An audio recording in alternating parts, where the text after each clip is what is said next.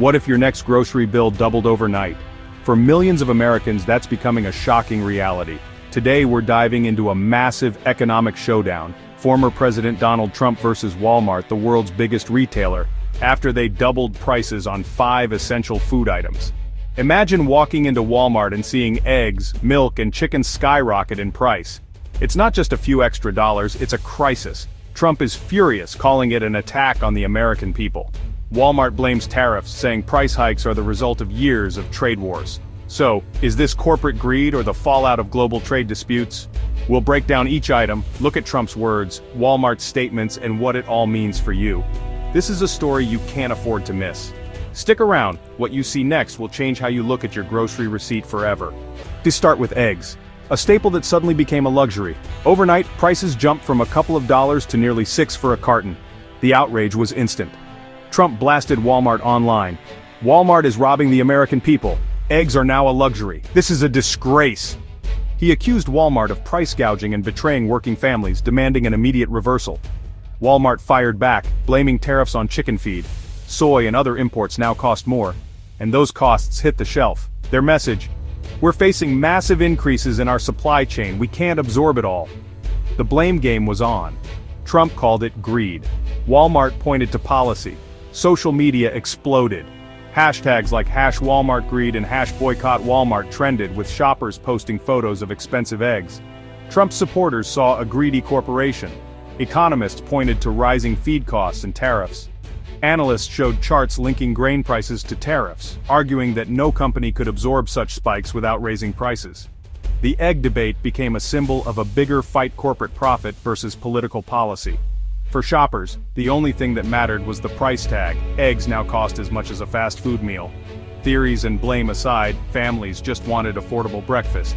The egg crisis was just the start of a much bigger war in the grocery aisles. The debate raged, but the reality was simple. The price had doubled, and families felt the pain.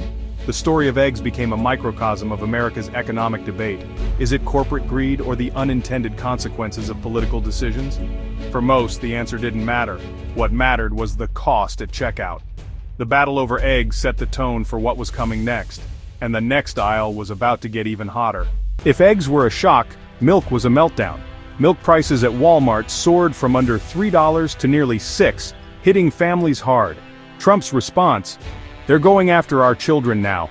Walmart thinks they can charge whatever they want for milk, the most basic necessity. He called Walmart's leadership out of touch, accusing them of betraying American families for profit. Walmart's defense? Tariffs again. They explained that dairy costs are tied to everything from imported veterinary medicine to plastic jugs and fuel. Tariffs on steel, aluminum, and chemicals have driven up costs across the board. A Walmart executive said, "We're only passing on a fraction." Trump supporters weren't buying it. Viral posts asked why Walmart's CEO made millions while families struggled to afford milk. News stories showed parents rationing milk for their kids, fueling public anger. Economists pointed out that dairy operates on thin margins. Small increases in costs quickly hit the shelf. Walmart was the face of the price hike, but the root cause was tangled policy decisions. For Trump, it was a moral issue: corporate greed versus the common man. For Walmart, it was economics: rising costs, higher prices. The truth was messy, but the image of overpriced milk became a symbol of a broken system. The milk meltdown wasn't just about groceries, it was about trust, frustration, and the feeling that the system was rigged. Families saw their ability to provide for their kids threatened by forces they couldn't control. The fight over milk was now a fight for the nation's economic soul. The price of milk became a political lightning rod. The debate was no longer just about numbers, it was about values.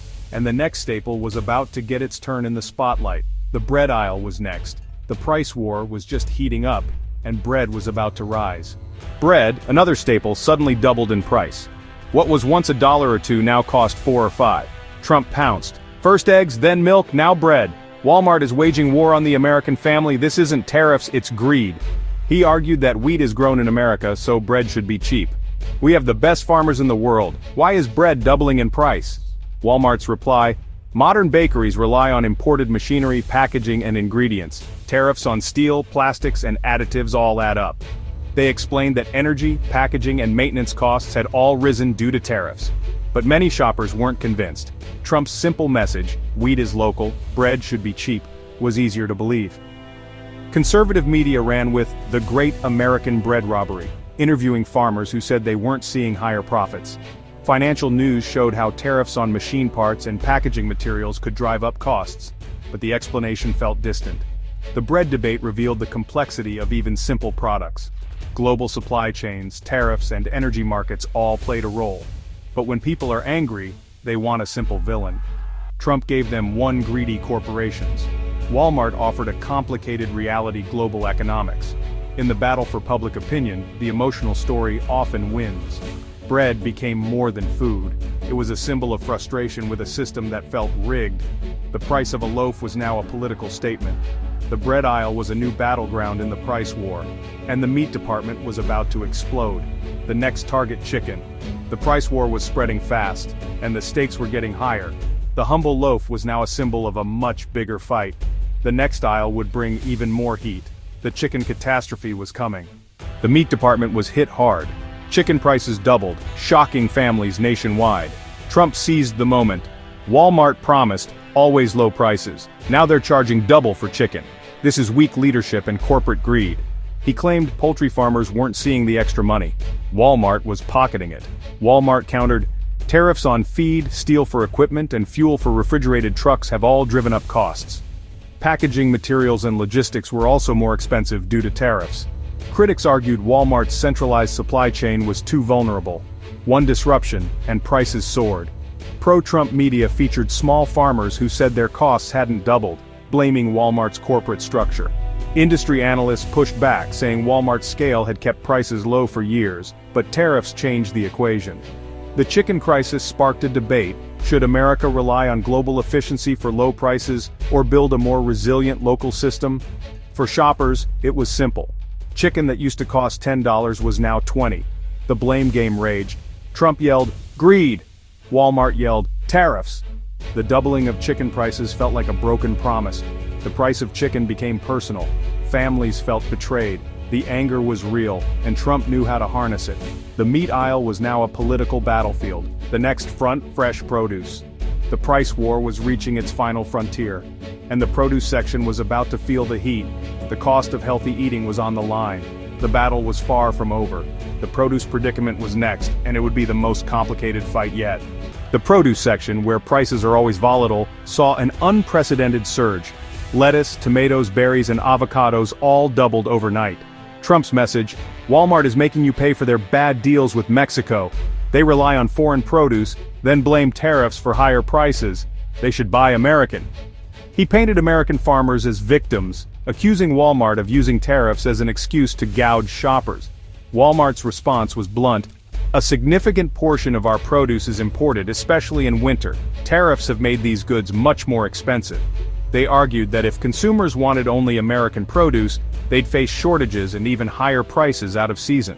The media showed trucks at the border, tariffs being added to every crate of tomatoes and avocados. Some farmers liked the protection from foreign competition. Others struggled with higher costs for labor and equipment. For shoppers, it was a tough choice. Support local farmers or pay double for a salad. Trump's simple message resonated, but Walmart's explanation was hard to ignore. The produce debate exposed the complexity of global trade. Helping one group can hurt another. The sight of a $5 head of lettuce became the final straw for many. The grocery store was now a political battlefield. Every price tag a casualty of economic war. Eggs, milk, bread, chicken, and produce. No longer just food, but symbols of a broken system. The fight between Trump and Walmart was far from over. The produce aisle was the last stand in a war that touched every American family. The frustration was boiling over. The final receipt was about to be tallied.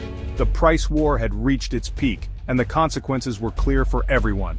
The final chapter was here. The battle lines were drawn. The final receipt would show who really paid the price. What have we learned from this showdown? 5 everyday foods became the center of a national firestorm. Trump's message: corporate greed, betrayal, and a system rigged against the people.